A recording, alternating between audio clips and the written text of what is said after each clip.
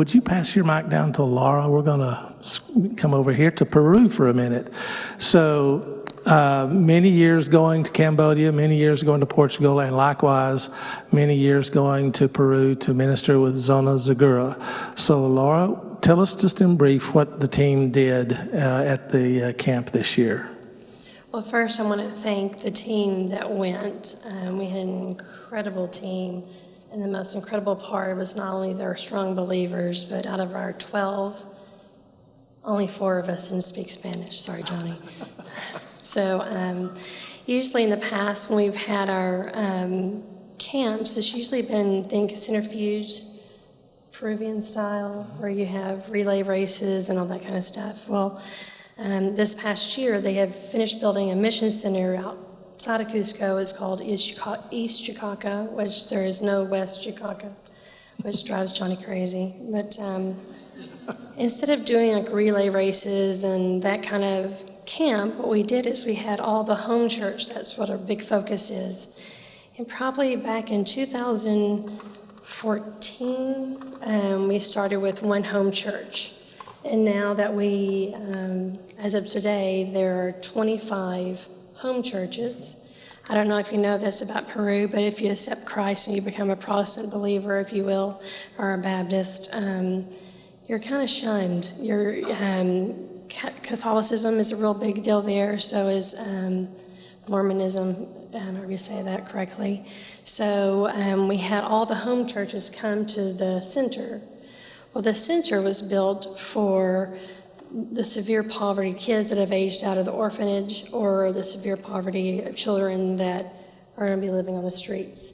And so they have 10 students that are learning how tools and a trade to be work in the tourism. Right.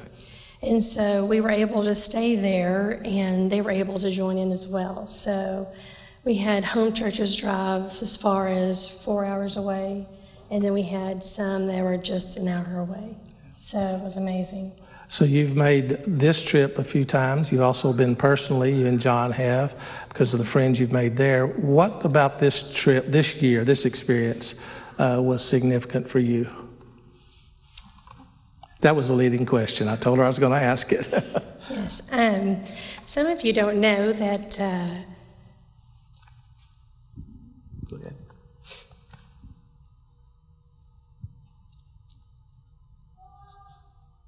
It was a tough year. It was a tough time. John, you want to come help out a little bit? No, I'm not talking. Okay, yes, I will talk. She can fill in the blanks. All right. It's been a season of life, and everyone has a season.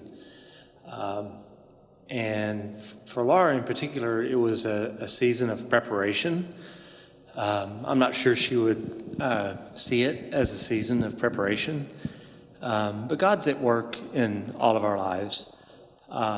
And as Laura goes through this season with her father, and elder care is a unique time, she was being prepared. And when we arrived in Peru, God brought people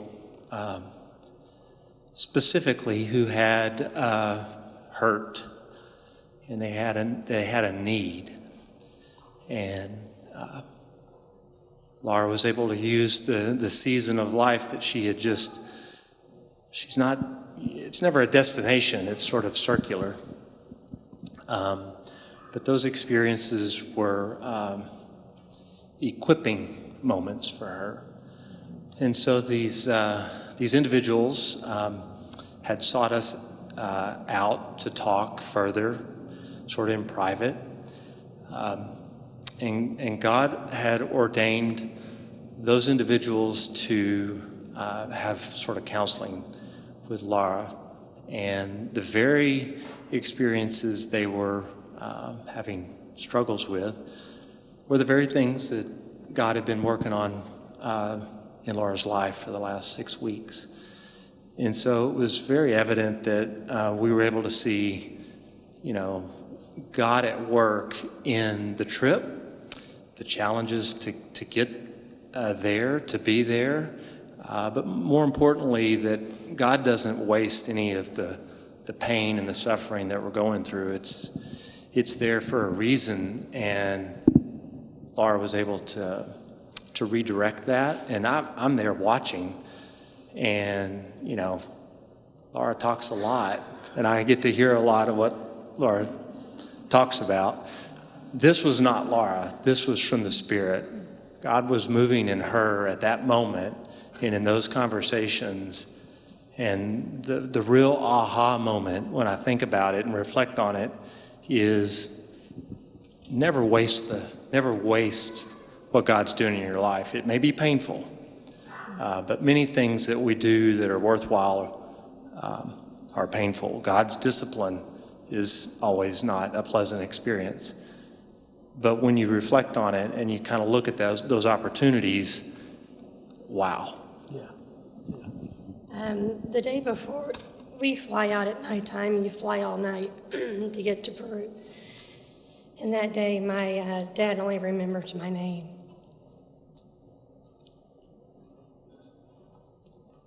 Grief is awful.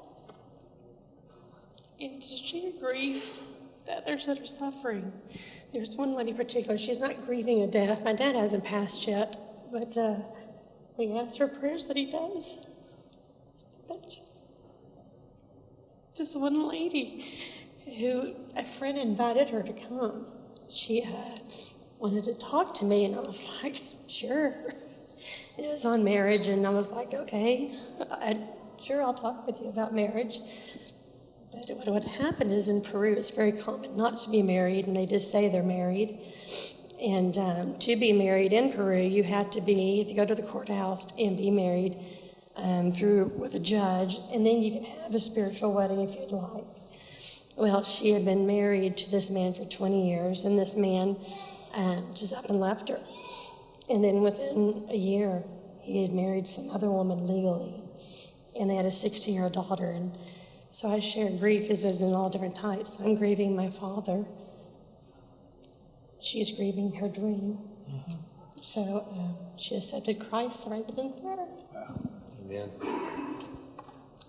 So would it have been easy for Laura to say, this is not the best time for me to go to Peru. I need to stay here. No. But she didn't. And look what God did. Look how he used it. I know this was tough on you, but I do appreciate deeply you agreeing to do it.